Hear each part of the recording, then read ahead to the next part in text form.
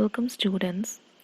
In this video, we will be discussing about Chapter 5 Tribal India Past, Present and Future on the topic Alwyn's Classification of Cultural Levels and Economic Grading, page 5.7 of your book, which is Part 3.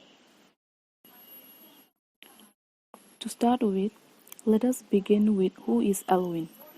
Alwyn's full name was Warrior Elwin. He was a British-born anthropologist, an ethnologist, and tribal activist who began his career in India as a Christian missionary. Elwin identified 4 types of Aboriginals. Here, Aboriginal means inhabiting or existing in a land from the earliest times or from before the arrival of colonists or indigenous.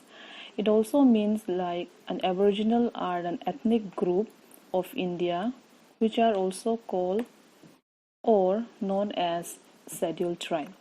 So the tribal people, that is the most primitive ones based on communal life and ex-cultivations, are like a cooperative group formed on the basis of a shared interest, that is religious or political way, and emphasizing the needs of community above those of the individual, and they usually forbid private possession of land and even often restrict members' contact with the rest of the society. So the tribal communities, like the primitive one, which are usually based on the communal life and ex-cultivations, which is also known as like shifting cultivations, an agriculture system in which plot of land are cultivated temporarily and they abandon that land and then allow to revert to the natural vegetation while the cultivation moves on the another plot. So the primitive of the tribal people, those who are usually based on like a life which is commonly known as to have a shared culture and traditions belonging to their communal life and ex-cultivation. Second point, the primitive people closely attached to the traditional lifestyle, accepting the influence of modernism to some extent. Hence, in some ways, traditional culture and modern culture are alike. Any culture is a system of learned and shared meanings, so traditional and modern culture function similarly because both are the ways of thinking, way of relating to people and to the universe. So the primitive tribal people have been suppressed by modern settler societies, and while they seek to protect their traditional ways of life. So these are the group of people who still follow their traditional ways of life and accepting the influence of modern life along with their traditional way of life. The third point, the people who have lost their cultural, religious, and social originality due to the external influences. So, Alwyn classified this group of tribe as a people whose culture, religion, and social life had been completely changed or transformed as a result of the influence of outsiders in their lifestyle. Number 4. The tribal people representing traditional primitive aristocracy like Naga and the Bhil. As we know that man and culture are inseparable and considered being the two sides of a same coin. One does not exist without the other. The tribal people always put power in the hands of a small, privileged ruling class, and they keep their culture and traditional with a very long standing like their style and culture.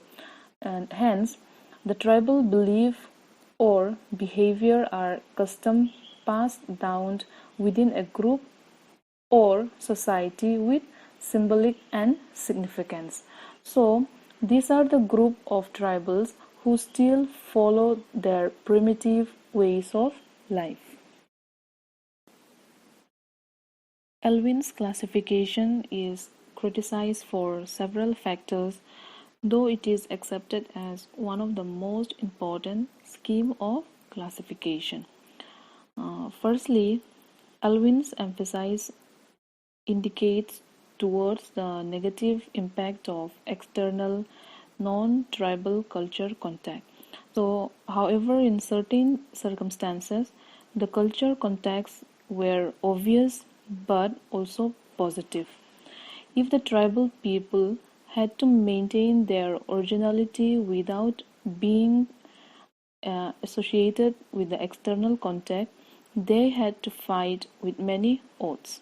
So, when isolated, these tribal people, like the tribesmen, had to fight a losing battle against the ruthless nature, eroded soil, deforested hill slope, erratic rivers, etc. So, the educative role of the contacts can hardly be denied.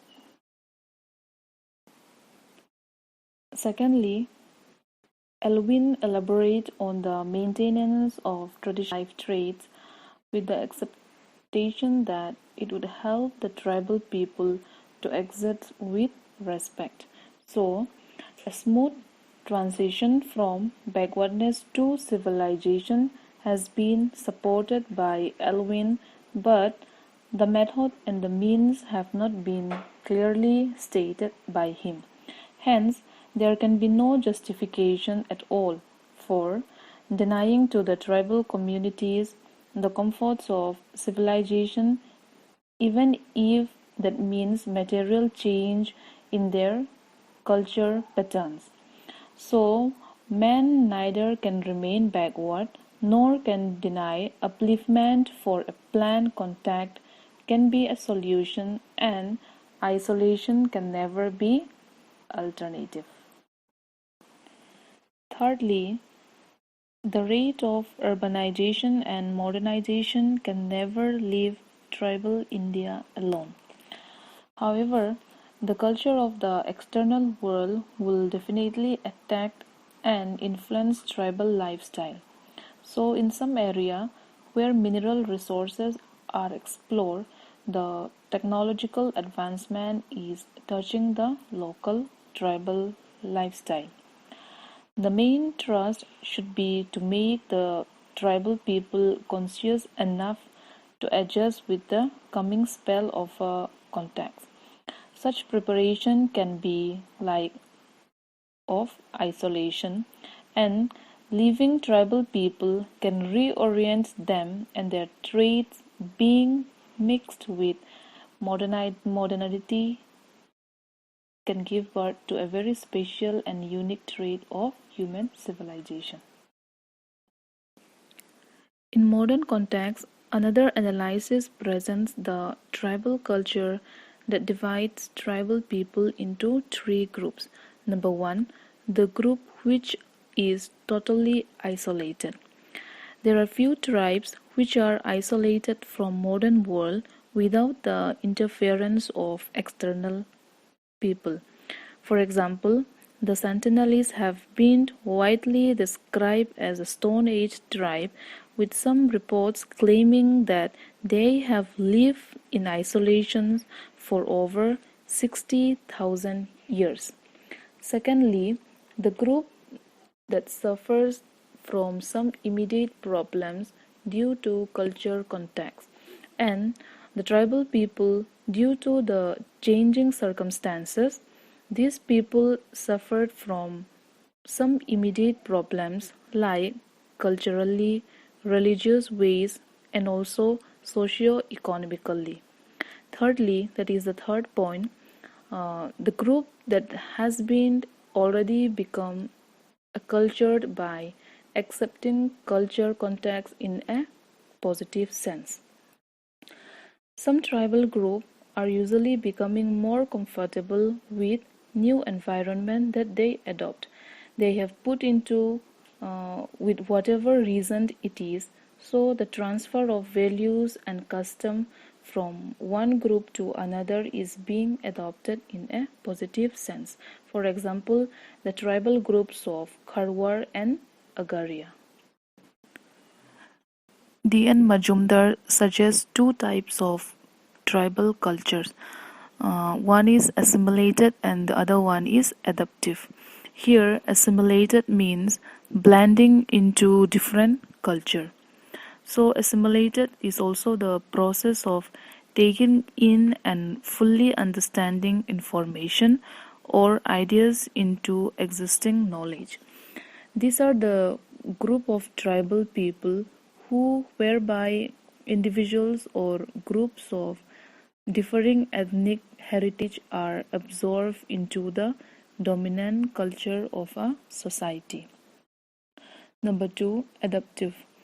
Adaptive is a culture that is not a destination, it is an evolution. Culture is constantly evolving as the organization that adapts to its changing world. These are the group of a tribal that changes smoothly and swiftly with the changing conditions of a modern life.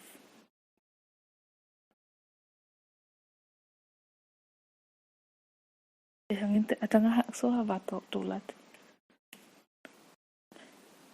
Indian Conference of Social Work in the year 1952 appointed a tribal welfare committee who have suggested the following classifications of a tribal people.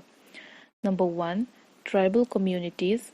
Number 2, semi-tribal communities. Number 3, acculturated tribal communities. And number 4, totally assimilated tribes. The next topic is economic grading of a tribal India.